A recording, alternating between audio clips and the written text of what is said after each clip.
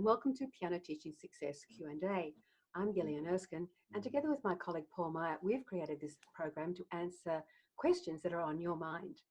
We're so excited to be here today with our lovely guests and to have piano teachers from around the world watching this show. So let us know in the chat where you're watching us from. Well, as I said, I'm so excited to introduce our panel, and let me introduce our first panelist today, Sharon Teggett, who's passionate about changing the status quo in piano teaching and training up the next generation of piano teachers.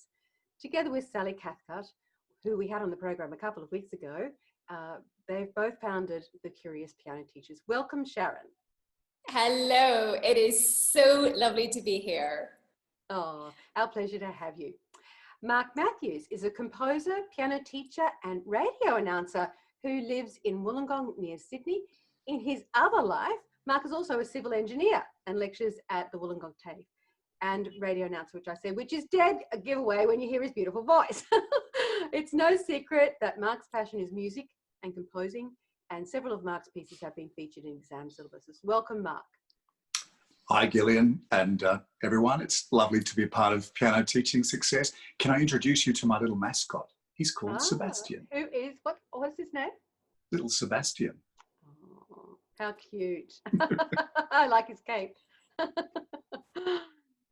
Lucinda Mackworth-Young is a lecturer, pianist and piano teacher. She is the director of Piano Teaching Course UK and works with piano teachers in helping them develop both their teaching and playing. One of Lucinda's specialties is to teach everyone to play by ear and improvise simultaneously, anytime, anywhere, whatever their musical experience. And we'll hear more about that later. So welcome, Lucinda. Thank you very much. It's a great pleasure to be here and with people from Australia and my great colleague Sharon from Ireland, and thank you so much. Yes, and piano teachers from around the world, really. We have people from, a lot of people from UK watching and the States. It's a good show. Like we do each week, we're going to kick off today's show by visiting each of our panelists in their home studios so you can see their setup and ask questions. So let's start with Sharon. Let's walk us through your setup. Sharon, tell us about a typical week in your studio. Oh, this is where she lives. Oops, there's a studio. Well, let's just, there we go. Zoom in on Ireland there, and a beautiful area, Sharon.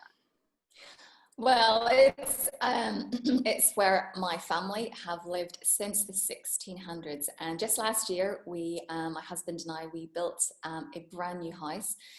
So you can see here it's all, and you'll be able to see in my studio in a moment, where I have, you don't get to see the music still in boxes, but I have yet to get so much into my new studio in terms of getting all my repertoire organized. So yes, it's still quite Spartan, and I actually have another room in the house where that's where all my books and things live.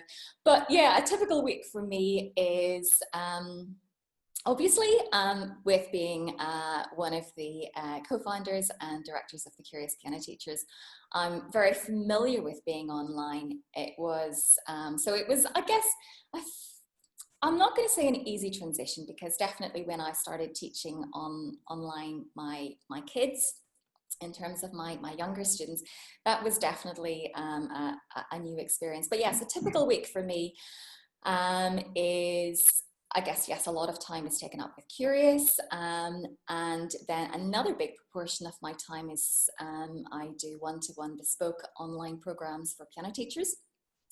Mainly for teachers who want to work towards piano teaching diplomas. So that's another big part of what I do. And then I do have a small studio where I have kind of all ages, right from 7-year-olds right up to people in their 70s. But I don't have a big studio, but going online has certainly meant that I have been looking at a screen for way too long. I do struggle with the amount of screen time, as I know many piano teachers are. And with all the kind of extra, making videos, staying connected with parents. And I think my one big thing about being online is being kind, because in today's world, I think we have a lot of people who are struggling. A lot of children, I've noticed, are really, they're missing their friends, they're missing, a semblance of normality. And above all, I think that has been something that I've been keeping very much at the forefront of my mind as I have been, working through my studio week, because it's something we can all do quite easily. And I think that's when we get good responses back from them, when they realize my piano teacher understands where I'm at the moment.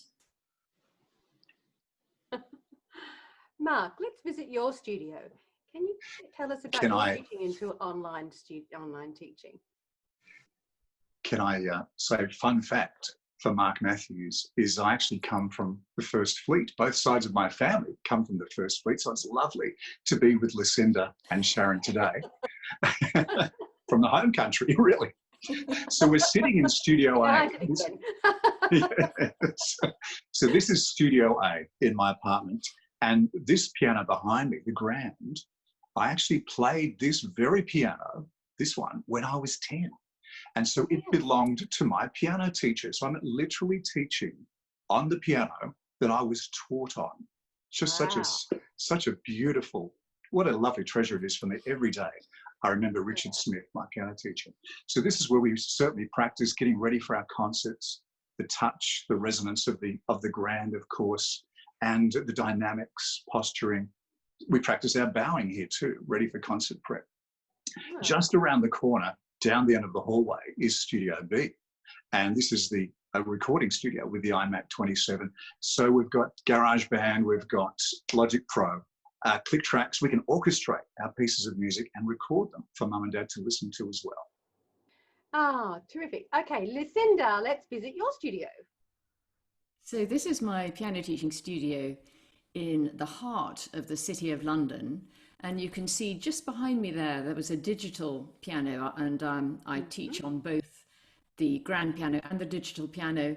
The digital piano is so useful for so many practice techniques as well as two piano work. If I move it, I can move it around the studio. And here's a typical group of my students. You can see that I teach only adults, and that's come about through force of circumstance, because when I wanted to be with my own young children, I didn't want to be teaching other people's young children after school hours. And I thought, well, how can I fill the day? I'd done 10 years in teaching in schools, and I didn't wish to go back to teaching in schools. So I began to build up an adult piano teaching clientele. That we're talking 30 years ago now. And I love it. So I have adults only, but from all different musical backgrounds. I have some complete beginners, some retired complete beginners who don't even particularly know where their fingers are, including to some professionals who fly over from Europe, from the continent, to my studio because they might want help in my speciality, which is performance anxiety. And then everything in between. So I teach an awful lot of piano teachers individually, and some people who may be lawyers or bankers in the City of London who are very keen amateur musicians. And they all come to that little studio individually and for group time, because the motivation of the social aspect is just wonderful. They stay with me for many, many years, I'm delighted to say, because they know there's a real reason to practice, because there's a forthcoming performance or a group gathering with the other students. And we operate it in such a way that if you're a total beginner age 65, you will not feel uncomfortable with a bright young thing age 22 who's just studying for her performance diploma. Oh, that is so nice. And I bet they all get a lot from each other.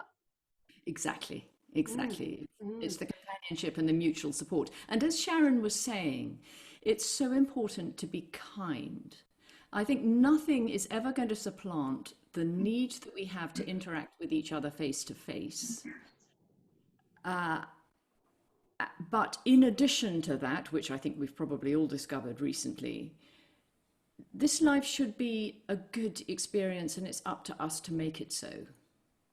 And we do need to be kind and caring and supportive of each other. We need to phrase all our comments in ways that give hope and positivity. And we need to be able to pick ourselves up when we feel down or that life's not worth living. And communities to do that, I think, are wonderful. Yes, they are. It has to be really within your own living community, actually. You can get a huge amount from that online, but you get more if you know your family and your community operate on the same guidelines. Absolutely. And I think there's even a part of that emotional satisfaction or what have you that can be actually we can have for ourselves in playing music. If we, you know, when we're feeling sad, we can, if we've got enough skill that we can sit and play, sometimes we can take our mind off things that aren't so good. And it's a nice thing to have music for that, isn't it? Absolutely. Oh, well, we've had a lot of different meaningfuls this morning. We haven't even got onto the questions yet. Okay, so let's move on to some questions. Nicola Standford from Sydney asked this question last week, and it's such a great question, I'm going to ask it again.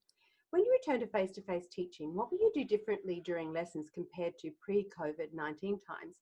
So in other words, what have you learned to or incorporated into your online teaching that you're going to take with you when you return to face-to-face lessons? It could be a studio offering, or it just could be in a way you teach, or what have you. It could be anything. Piece of technology you've come familiar with. Mark, what about you? When I said before I was a peripatetic teacher, I guess that's not for every teacher too. In most cases, students would come to your studios. I love going out to my students' homes and meeting the family.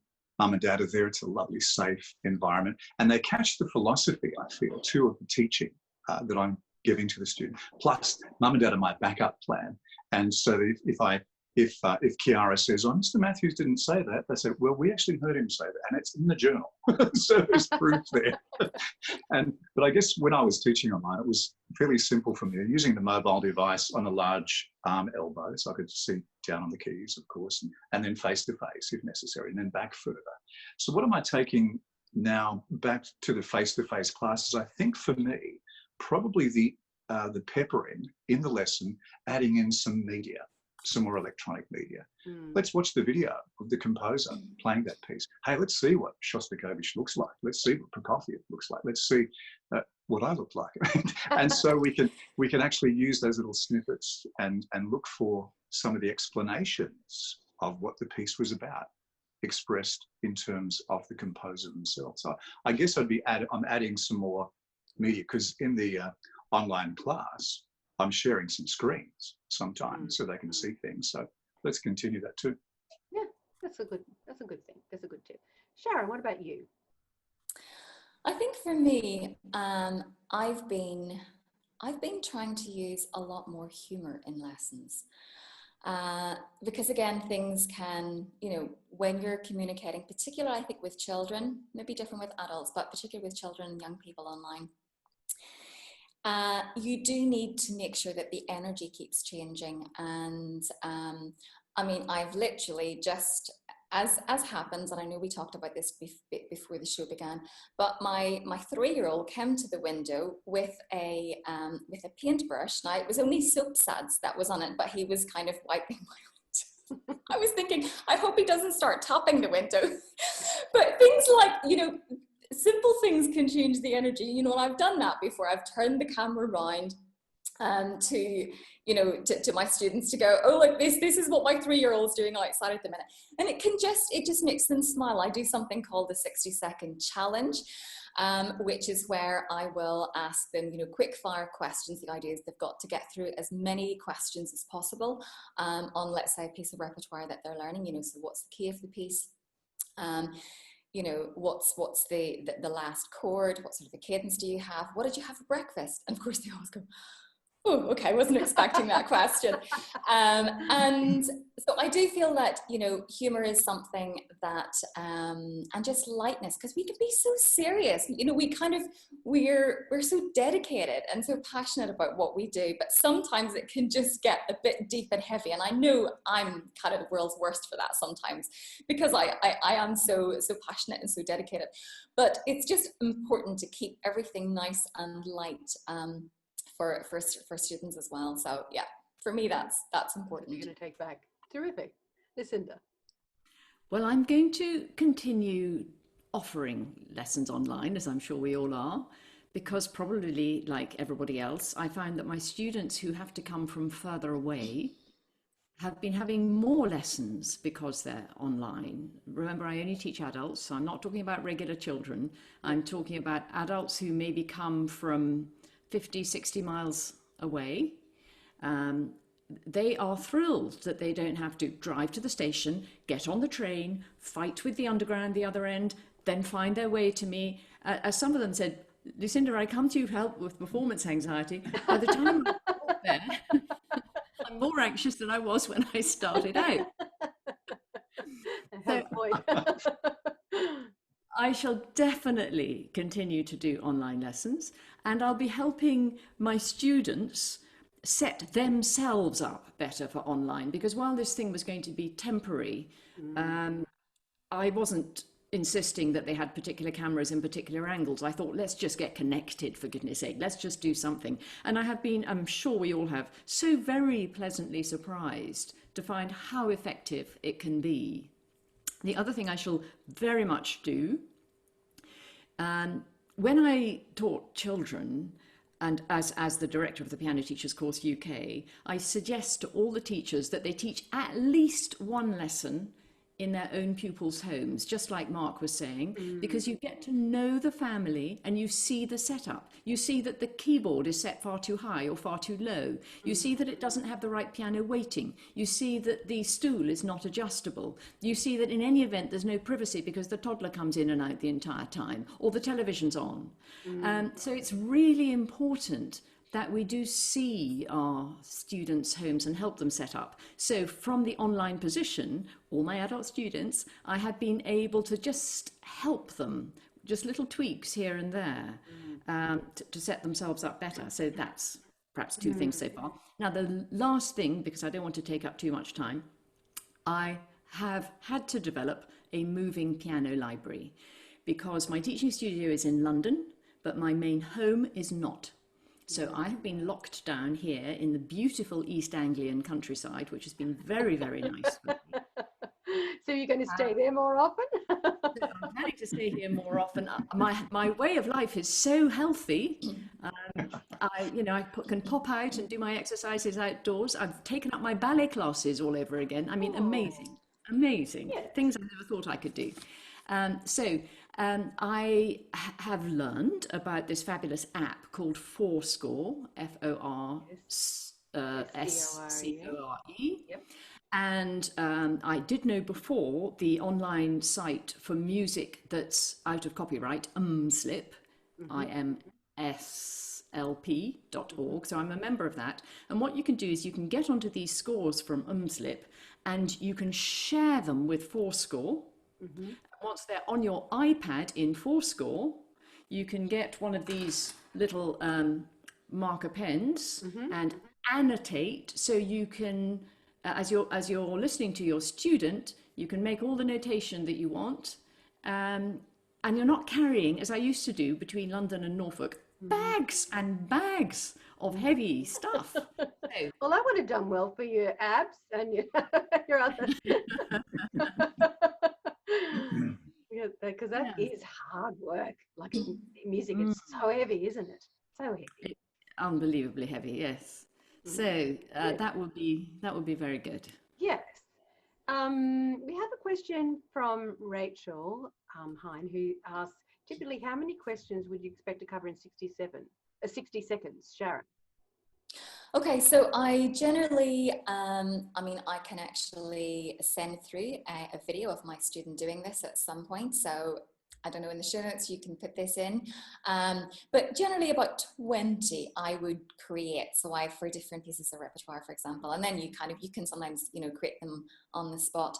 But it can be quite a fun thing because you keep a record. The idea is they answer as many questions in 60 seconds, and then you can even turn it into a little studio challenge.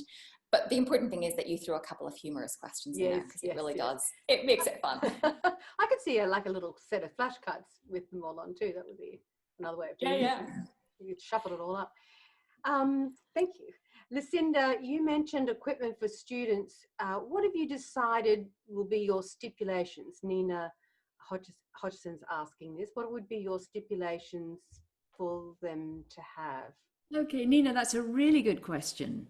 And operating on the basis that you want to encourage them to continue, then I'm certainly not going to stipulate, but I would suggest I would suggest that they had an overhead camera on a boom stand, just like I have, and a sideways angle so I can actually see what they're doing with their wrists and their forearms, and I can see whether they're bringing, the overhead angle will tell me about that kind of movement, but I need to see much, much more of their technical movement. That makes sense. And I need to see enough so that I can get a very visceral bodily sense of what's going on. I have never taught technique at a distance before. I'm finding that it's much more possible than I'd realized, and that you can get a real sense of what people are doing and how they're putting their weight in and what muscles they're using.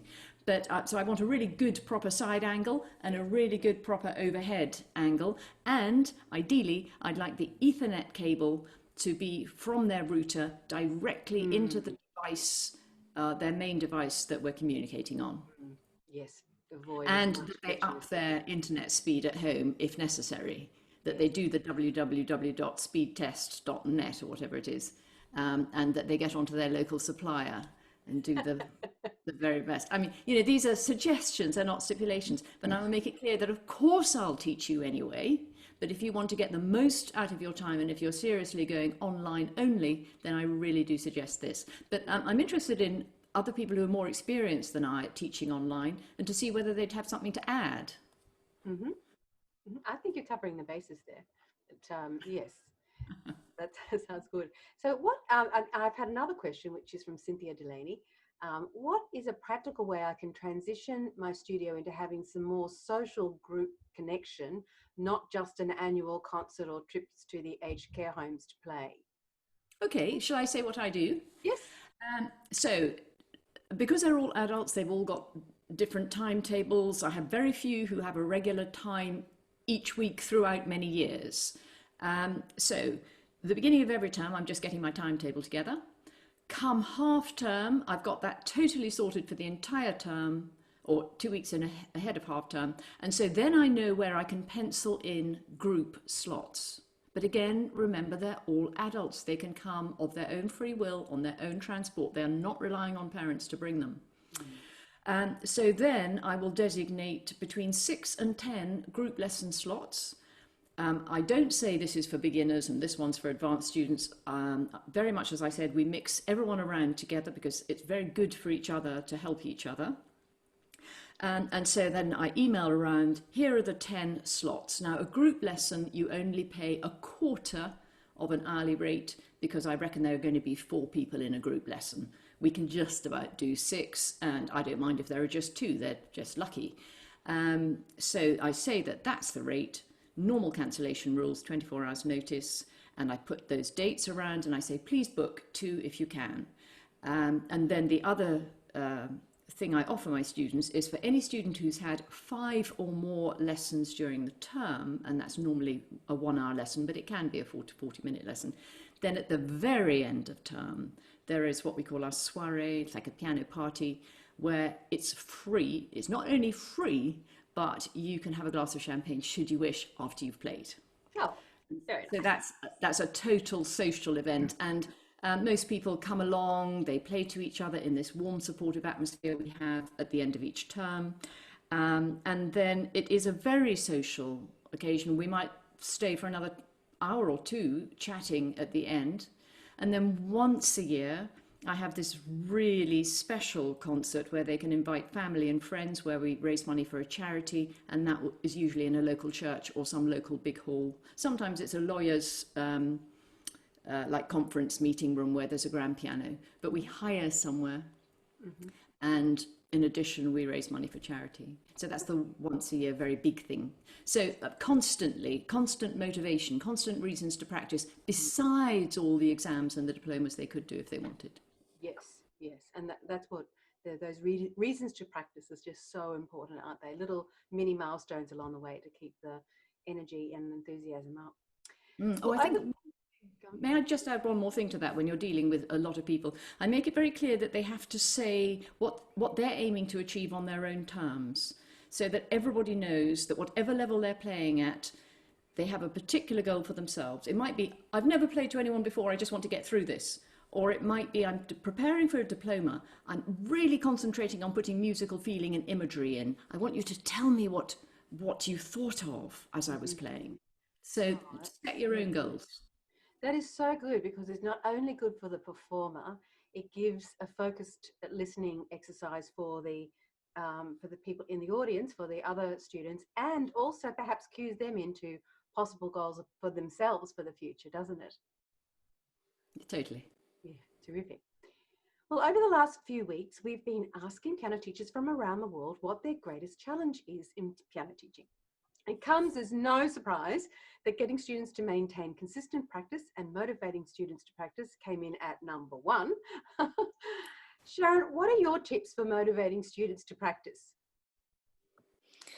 Okay, practice is a topic that I love very, very much, because as a student myself, I did not have a handle on practice. I did not understand how it should work. And when I did, oh boy, everything changes. And I think that one of the things that always strikes me is the fact that if you have a student with, let's say, kind of a typical 30-minute lesson, there are 10,050 minutes between weekly lessons. That is I've heard you say that before, and I was just astounded. A huge amount of time when you kind of proportion it out like that. And one of the things that I've been doing since going online, and obviously, you know, I'm here in Northern Ireland, and we're still very much online, and I probably will be for quite a while. Yeah, I would imagine. But one of the things that I have really got down into using properly is something called Cadenza. Cadenza practice app, and it's a digital tool that basically supports music learning between lessons. Okay, so kind of if you think all those 10,050 minutes, and there is something inside. If you imagine, it's like an online notebook. So teacher has an account, and then you set up accounts for your different students.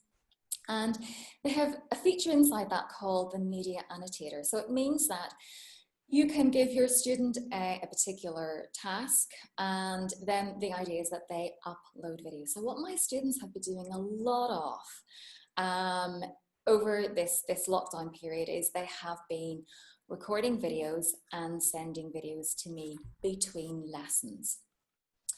You're probably going, that's an awful lot more work. Yes, it is. And I kind of need to probably factor in getting a little bit more in terms of possibly increasing my fees, because it means I'm not just preparing for their lesson, I'm not just delivering the lesson, I'm actually following up and kind of, you know, chatting with them inside this, inside Cadenza.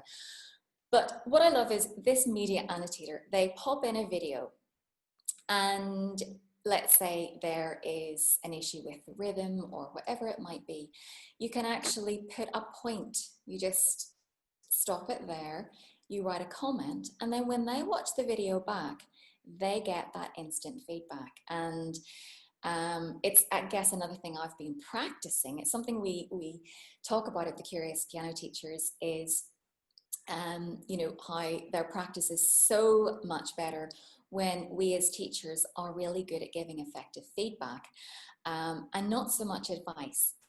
We have this thing we talk about, the advice monster, because of course advice is when we provide our students with suggestions about how to fix the problem, and it's so easy. You know, we love to hop in there, we've got a solution to the problem, we dive in and we go, okay, this is how you can fix this. But feedback is when we provide students with information about how they're doing to reach a goal. You know, so for example, let's say a student has sent me through a video, they're sight reading a piece in G major, but they miss out the key signature. So I can just stop the video at that point, and I can just simply type, you know, you played an F. And so you've kind of just described what's happening, and you allow the student to then take action and move forward. And maybe it's just prioritizing on that one thing. And then they can send you another video back where they go, yeah, okay, from the feedback that you've given me, I know what I need to improve. So, and this idea, if you've ever, or certainly if you've never read the book by Michael Bungay Stanier, who is the author of The Coaching Habit, highly recommend that book. And in there, he has this quote where he says, you know, call them forward, call our students forward to learn, to improve and grow, rather than to just sort something out. And that's really been a big feature of how I've been using this, this cadenza, where the videos have been going back and forwards between me and my students. And, you know, where teachers, we can also do videos because so often it's easier just to send through a musical demonstration rather than type in text. So that's been something that I've been really finding highly useful. These video conversations, as it were, musical conversations. And students are just getting through so much more. And of course, then they're feeling, you know, this wonderful sense of, I'm getting there, I'm moving forwards. So when you get to the lesson, it's been an ongoing conversation and you're ready to move on to the next stage. And I've had a couple of students who have really used cadenza well, and it's been amazing what they have achieved. So yeah, that's certainly been my way of motivating practice with online lessons. That's a great tip. That's a great tip. Well, when some of the other greatest challenges that teachers have said is, including Vicky Peachman and Rachel Hine, is improvisation and teaching off lead sheets, the stuff I wasn't taught, audiation and playing by ear. And they say that is one of their greatest challenges. And I think they're not alone. I think there's so many of us music teachers out here that have got that struggle with that area as well. So we are very lucky today to have Lucinda Young with us, who has a passion to teach everybody to play by ear and improvise spontaneously, anytime, anywhere, whatever their musical experience. So let's see this interview that Paul did with Lucinda on getting started with chords and teaching by ear. Lucinda Young, thank you so much for your time today. And thank you for this copy of this book, Piano by Ear. It's brilliant. It's one of the most wonderful examples of work for teachers, and to get teachers who have classically trained playing by ear and playing with chords. Exactly, and thank you so much. I know we're on exactly the same wavelength here, and have been, I've just been discovering, since the 1990s. Exactly. So how did you come by creating this book? What made you do this? Very simply, I was, as we all are as piano teachers, keen on piano at school. Passed my grade 8 ABRSM exam very well, and couldn't play anything other than my set pieces if I had my notation with me. And it was mortifying. And I thought, no pupil, no teacher should ever be in that position. And it is so simple, isn't it? It's just a question of incorporating the teaching of chords into our pupils' lessons from the very beginning in a logical and systematic order. It is. That is literally all it is. And of course, one of the things about learning music is, you know, music is rhythm and melody and harmony. But I think harmony is really, really important, because as soon as you've got more than two notes, you've got implied harmony. Yes. Yes, and it's wonderful fun and a great thing to feel part of your family, your community, with your friends, if you can just strum a couple of chords while everybody else sings. Exactly. Yeah. And it can start as simply as, you know, Twinkle Twinkle Little Star, or Mary Had Little Lamb, and kids love to do those sorts of things. Mary Had a Little Lamb only has two chords. Mary had a little lamb, then the G chord, teaching it that way first.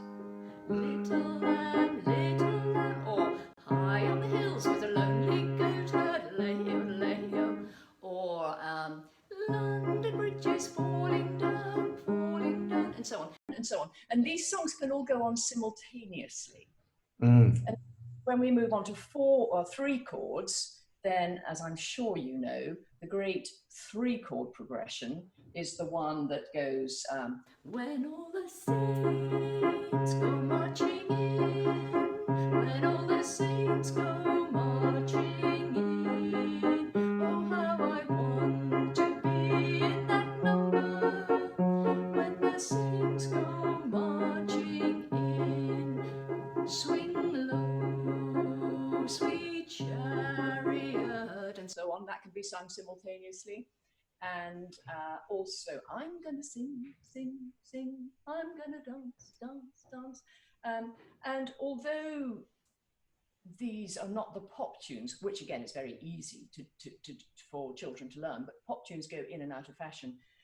Children have to learn somehow, somewhere to be able to accompany simultaneous songs at once. So we can use these traditional songs just to teach them how to do it, how it goes. But at home, for example, you just learn the chord progression for Jingle Bells and you've got something meaningful at Christmas time. Or you learn the chord progression for Happy Birthday and have a nice drum roll at the start. And that's the starting note for Happy Birthday to you, Happy Birthday, and so on. And it's just such fun. And you feel like you're a proper musician. And That's right. The other thing you can do while you're teaching them all these songs, which of course are all in piano by ear, is that you can get your pupil to sing the bass. So 1, 5, 5, 1, 1, 4, 1, 5, 1. And for the teachers who are saying, but that's much too low, of course it is. You need to do it in F major for most children.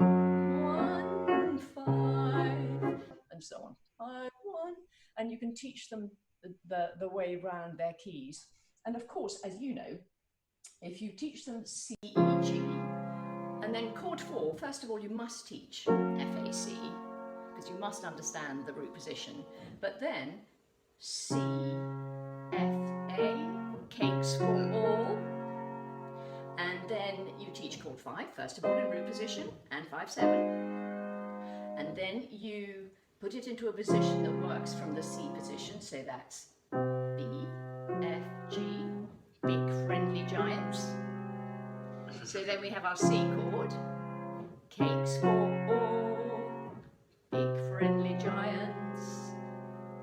And then you've got the chords that you can transpose into other keys. I believe at forte piano you teach G major before F major, very sensible indeed. F major is a much more complicated one. But then of course, as we both do, you can go into your minors. Although the lovely thing about minors is that you can use the chord on the flattened 7th. So a lovely progression. G,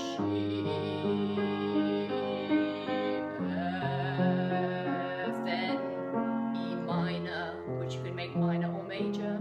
I like the melancholy sound of the minor. And this is a lovely chord progression where your pupils can join in all at once, doing group improvising, where some pupils just hold the bass in a single line, other people do it as a waltz, and other people improvise in a 5 fingers position.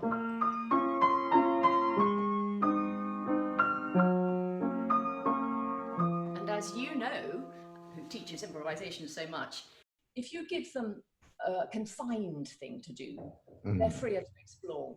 So start off with just this chord progression, moving to precisely this pulse. Could be 2 chords, could be 3 chords, 4 chords maximum. And then this 5 finger position only, nothing else, not allowed to use anything else.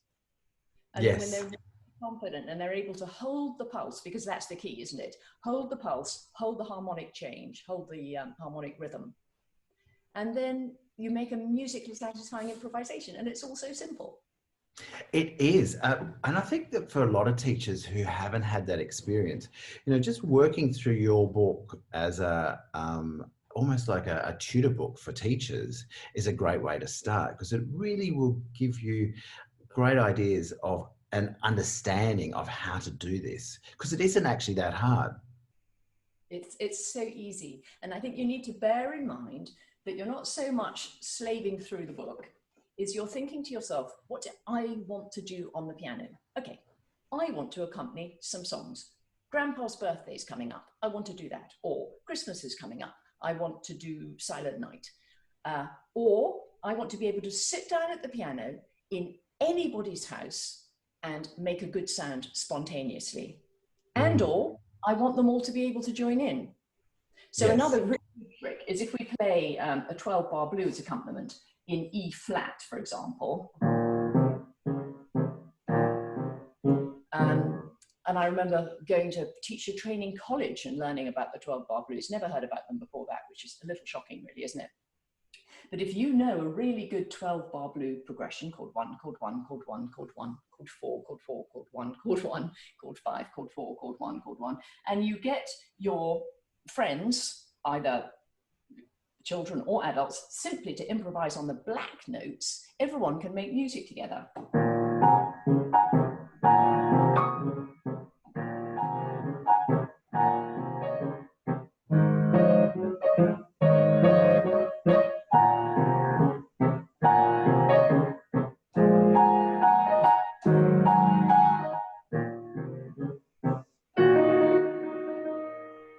So the whole room can join in on piano games.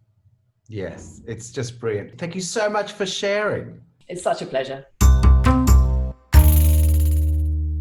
Lucinda, what's the most common reaction you have from teachers about playing by ear or playing chords? They love the freedom and they love the sociability that it brings. Only yesterday, I had a Zoom group of teachers, and I was teaching them, or reminding them really, that the heart and soul progression, 1, 6, 4, 5, that one you can sing so many songs to simultaneously, and we dared to do it over Zoom with the mute buttons off. The time lag was quite horrendous, but it was such fun. You can sing so many songs to that progression. Yes. Santa Baby, The Way You Look Tonight, Heart and Soul, Dream, Dream, Dream, and so on. Yes. It's just fun. It's fun. Yes. It's social fun, and you feel that self-respect as a pianist. There's no point saying, "Oh yes, I have piano lessons. Oh yes, I've had piano lessons for lots and lots of years now. Oh no, I'm not going to play you anything." I know. You've got to at least be able to say, "Okay, come on then, let's have some fun. Let's sing or let's improvise together." Yes. I think also people, well, or just pianists or musicians think that they have to be playing at their most capable so if they've done a diploma level, that it wouldn't be that they must play at diploma level all the time, and but that's not true. We just need to be able to play and show that we can play, or we just need to play for our own enjoyment, really, and it doesn't always have to be at the very best level that we can play at. It's a joining in thing. I don't know how many other people had this same experience that I had of being through the classical grades and not really being able to play anything unless it was in your fingertips and your exam was just coming up or your concert was just coming up. Whereas somebody who hadn't had any lessons at all would sit down at the piano and just vamp through the latest pop tune. Yes, I think that's just... Yes, we need a more joined up approach. Yes, very much so. Just classical and just pop.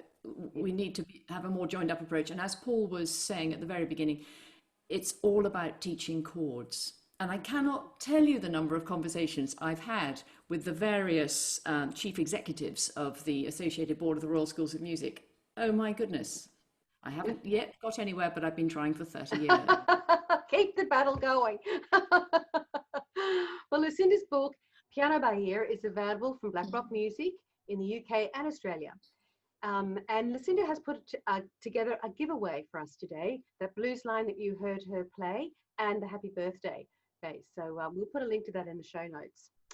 Well, everyone is talking about the importance of chords, as we've just sang, and here's Paul to show you how he gets his students playing chords right from the very beginning. Do you want to teach chords but don't know where to start? Because like many of us, you haven't learnt chords, so we don't know how to go about it. As Lucinda showed us, the best place to start is by learning chords 1 and 5/7, the two most important chords, in easy keys, and relate them to scales. So there is context and a connection to something that our students know about. But how do you do that and make it fun and interesting? Because scales and chords on their own can be fairly boring. The best way to overcome the boredom and monotony of scales and chords is to learn and practice with backing tracks. It's fun and it provides a musical context that sounds great and in itself is rewarding. And it uses technology which kids love. But will all scale backing tracks work? Unfortunately, no. You need backing tracks that have the correct harmony structure so that your students can play either scales or chords and it sounds correct.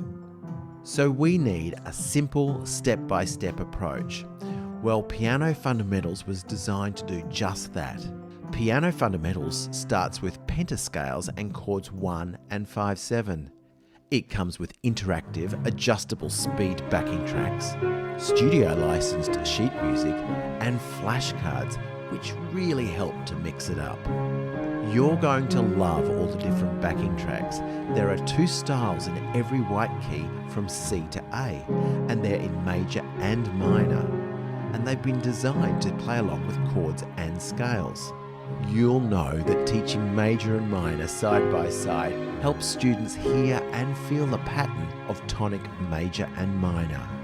After your students are comfortable with the pentascales, extend them into the 1-octave scales of C, F and G major and their relative minors A, D and E, which use 1 and 5/7 and introduce chord 4. Here's 7-year-old Julia, who can play a D minor scale and is now learning the chords. One of the things you're going to love about Piano Fundamentals is the flashcards. They get your students away from the music and into using their ears. You can start teaching chords right now because Piano Fundamentals is ready for you at pianoteachingsuccess.com. We've made it easy to purchase in up to 9 currencies, but this month you can get Piano Fundamentals completely free with the purchase of any teacher pass on pianoteachingsuccess.com. Well, it's available from pianoteachingsuccess.com. We're going to go to a question that we had from Diane Ellerton. And she asked this question, came in today actually. Can you suggest an idea for helping beginners who see the notes as mirror image? For example, they see a bass D and play a treble B. Or they see a line of notes that go up and the student will play them going down. Or the note will step up and the student will play down, or vice versa. I've been in touch with Diane about this, and she has a few students of varying ages, some little, others older, who she's identified in having this problem or doing this. What are your suggestions? Sharon? Okay, I think it's something that I know it was a problem that I remember having years ago. And I guess what I have done is my whole approach to teaching pitch nation has changed. I mean, really what I'm doing is I'm teaching through landmark notes and through what I call an intervallic approach. So, you know, for example, what I was doing previously, again, mnemonics is not something that I will use. So again, that's possibly one of the questions to think about. So if, you know, anyone else even listening is having this issue, what is the actual approach that I use to teaching pitch notation? Because it's something that it wasn't until I went on to teacher training courses that I even knew to ask the question, because of course we just tend to do as, you know, we teach as we've been taught, and mnemonics was the way that I'd been taught pitch notation. So I think there's lots and lots of things that students can get stuck on at those early stages. I mean, one of the things that I do is I introduce, I personally do a lot of singing before even starting on notation, because it was another mistake that I made in the early days of my teaching, was that I was introducing, you know, I was giving them a tutor book with 20 concepts on the first 2 pages, and they were just hitting overwhelm. I was trying, you know, I was feeding them information. It was completely meaningless. And I know it's sometimes what parents expect is this whole reading thing, but sometimes I take a little backward step and I make sure that, for example, that they can actually hear some of these sounds, like for example, going up. Do, do, do, do, do.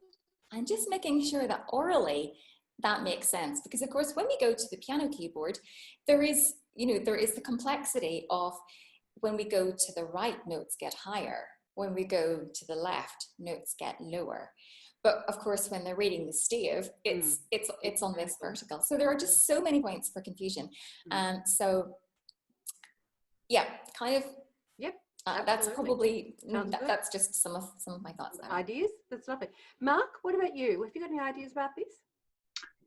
I guess just checking first of all to see if there's a core issue with dyslexia to begin with, perhaps. And if that's not the case, you're right, Sharon. Of course, we've got verticality and we've got horizontal as well.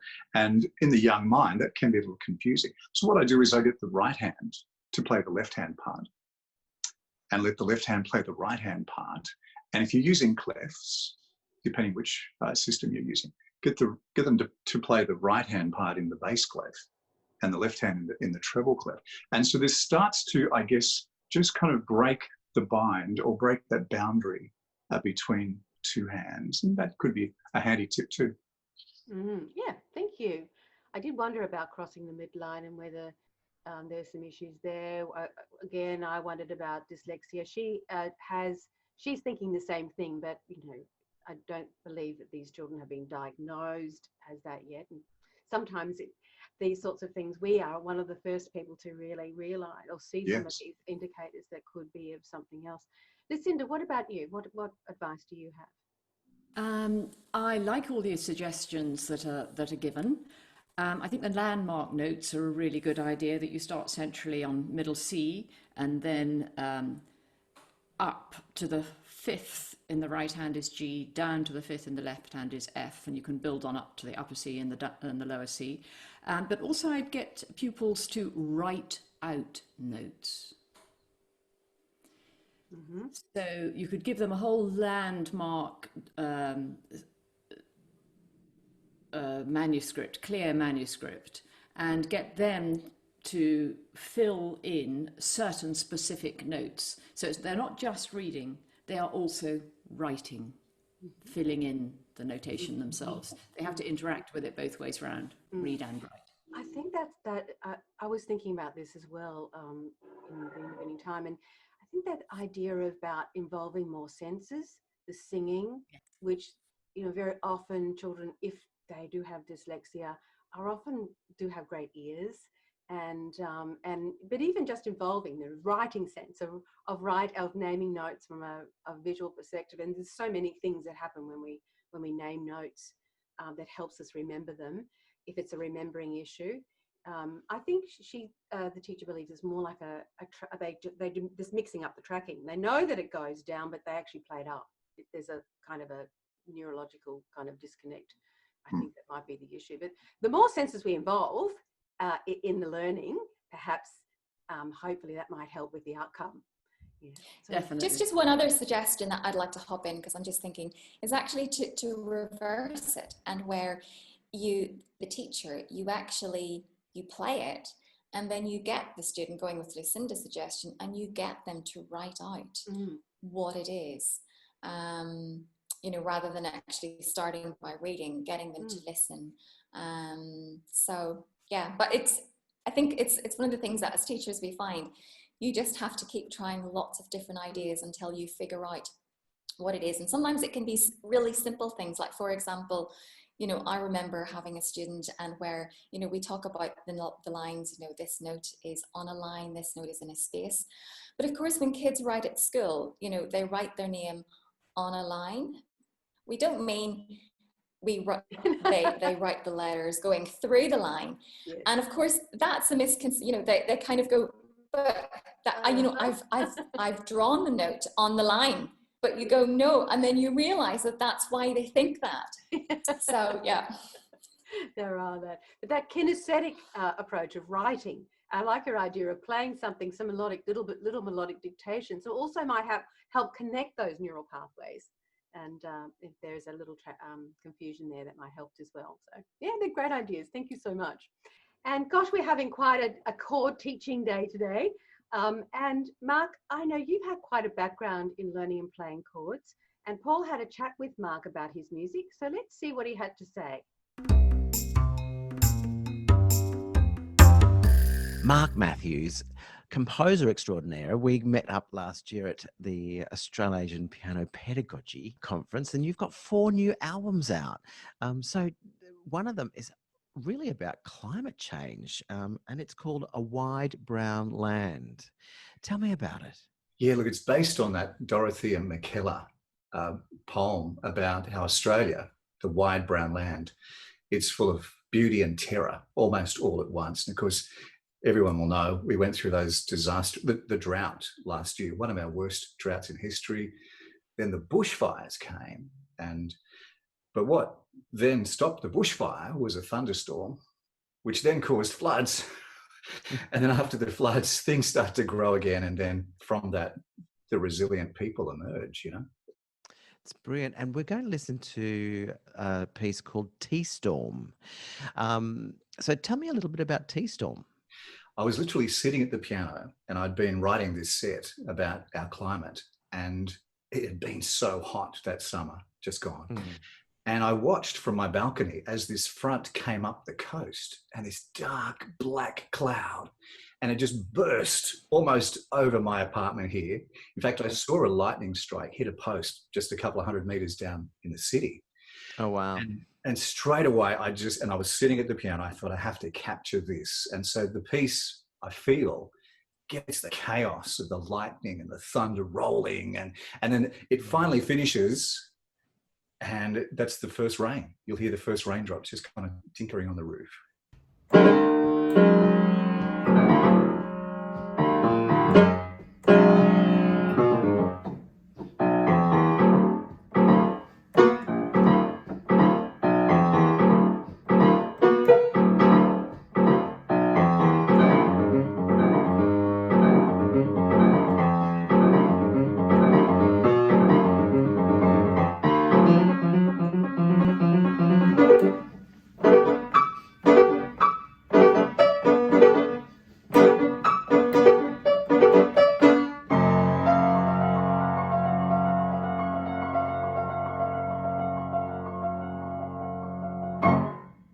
Wow, Mark, that was just sensational. And you said that's around about a grade 6 standard piece. Yeah. Yep. I can see some teenagers who would just love taking out their frustrations on the piano with that one. And they'll come home and say, "Hey, Mum, I can punch the keyboard legally." So you've got quite a number of your pieces in a number of different music exam syllabuses, and you're writing from sort of grade 1 through to grade, what, 7 or 8? Probably grade 6 is where I top out, that range where most students would be sitting, I guess, yeah. We're going to listen to another one. It's called The Wish. Tell me about this one, Mark. Yeah, this is a sweet piece. I wrote this set called Études pour l'étudiant, Studies for Students, because you get to know your students, don't you? And you get to know their quirks and their personalities. In fact, the whole family, you get to know them. And so I just feel I'm writing pieces which reflect my feelings and are based on the relationships I have. And Jerusha, sweet girl, she's 16. She's been through cancer and she's now in full remission. And she's been that way for a couple of years. And so the wish is my wish for a healthy life for her.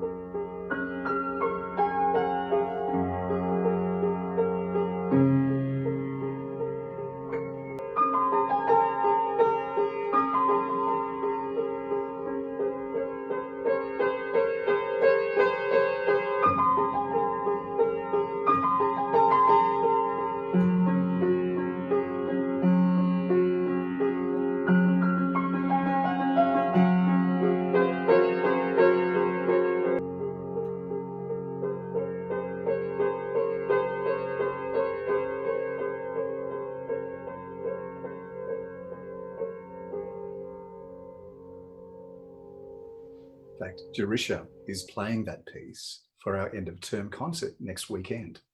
Oh, lovely. That's really nice. So you've got 4 albums at the moment with black rock music in Australia and the UK. So what are the names of the 4 albums? Yeah, so we've got the climate variety one, which is called A Wide Brown Land for Me. Then the set for the students, which is Étude pour l'étudiant. You can practice your French. And then we have the set, which I've called minor variations. And I've just simply taken 4-bar chord progressions and improvised on those. And it's a great way to teach kids how, just take that chord progression, look at the notes, and create some improvs and extemporations on that. And then, of course, I've got this set which is called A Time To. And this is the one that takes you almost from the start of the day, a time to breathe, a time to wake, a time to work, a time to love, a time to cry, a time to sleep. And so it takes us through life. Brilliant. Thanks so much, Mark. Thank you, Mark. Hey, I've just got to know, is Sebastian named after Johann? Well, well, actually, his real name is Johann Sebastian Mark. Okay, fair enough. So, Mark, how important was learning chords for you as a pianist growing up and as now a composer? Yeah, chords. You know, one of the horrors of the modern pop era is that a lot of the modern songs, perhaps the singer isn't a pianist, but they're playing a very simple chord progression, all in the tonic position. And so we hear this, we hear the C and the C tonic, then they go to the F and F tonic, G, and the younger generation are starting to think that this is a good sound to listen to. It's an horrific thought, isn't it? So the concept of inversions, I think, is so powerful. And this is where you can add colour to your compositions and also delve into greater harmonic structures. I love it just taking a chord and taking the middle note out and popping that in the left hand. So you've completely inverted the chord. And then, of course, adding the seconds and the sus4s and the minor seconds to add some chocolate, just to give some more flavour to those things. So, yeah, chords, I love playing with them. And out of that, quite often come the melodic line that can sit with that music bed. And so the minor variations set, I just simply took a simple chord progression and then showed how you can rearrange the chords. It just keeps repeating, but you possibly wouldn't pick it because of the inversion change and by adding the seconds and minor seconds and all those things too. Well, that's the craft and the magic, isn't it? Well, we are so excited to have Mark's music available at Blackrock Music. And we had a question from Margaret Chalmers from Mackay, who asked, are Mark's new digital album releases available in studio licenses? And yes, Margaret, they are. All of Mark's works are available as studio licenses. And we'll put the link to them in the show notes. But if you can go to Blackrock Music, they're on the front page. So in a carousel on the front page, which is absolutely terrific. Well, one of the most challenging things, it's a big chord day today, one of the most challenging things to teach young beginners is broken chords. And it always amazes me why so many exam syllabus, or syllabi, if you like, teach that, to me, what is a complicated concept to beginners. So here's Paul to show you a way he's discovered to have piano teaching success with broken chords.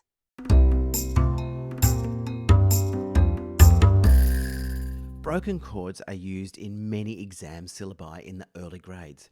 They can be a real challenge for many students because they often use the wrong fingers on the wrong notes and they can't remember the finger patterns because they're different on both the right and left hands. There's often a lot of tension in their playing and they require constant repetition to achieve fluidity of movement, rhythmic evenness and a legato touch. I'm going to share with you a way to teach broken chords that will offer you and your students success from the very first lesson of teaching this concept, using whole body learning strategies and backing tracks. And the bonus benefits of doing this, lots of repetition, which means they start to get good at it. Singing and speaking, meaning they use more senses when they're learning, and this helps to improve memory function and, of course, build oral development, which means they're going to play in time and develop a better ear for music. First of all, you'll want to get the chord shapes into your students' hands. With the Practice Buddy backing track, have your students play a root position chord up the piano along with the music.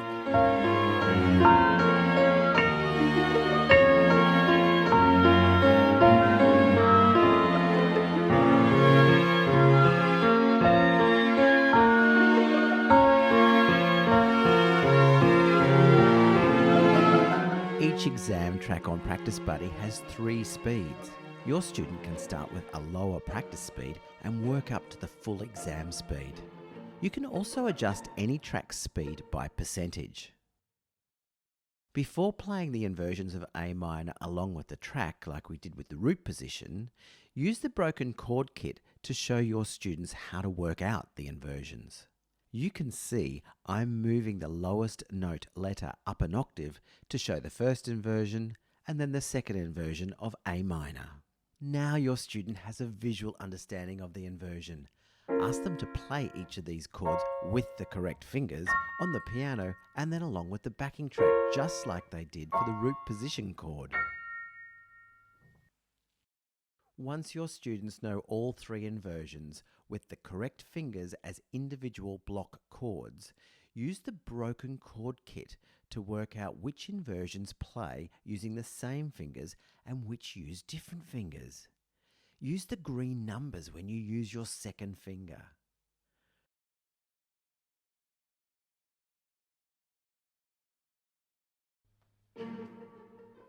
I suggest you introduce one hand first and then play the block chords in that hand along with the backing track.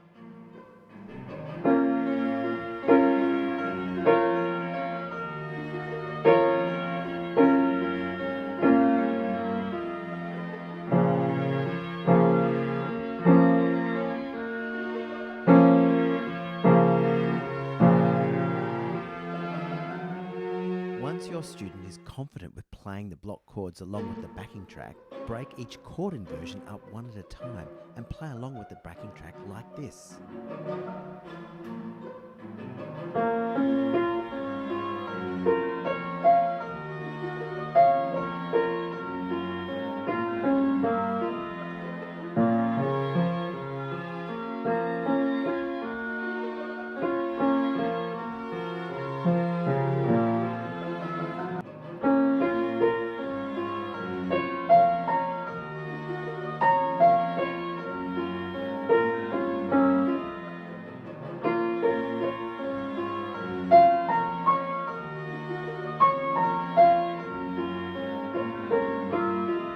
All that individual chord playing may take a little time, but I can assure you the outcome will be so strongly embedded in your students' neurology and muscle memory that they will rarely make a mistake.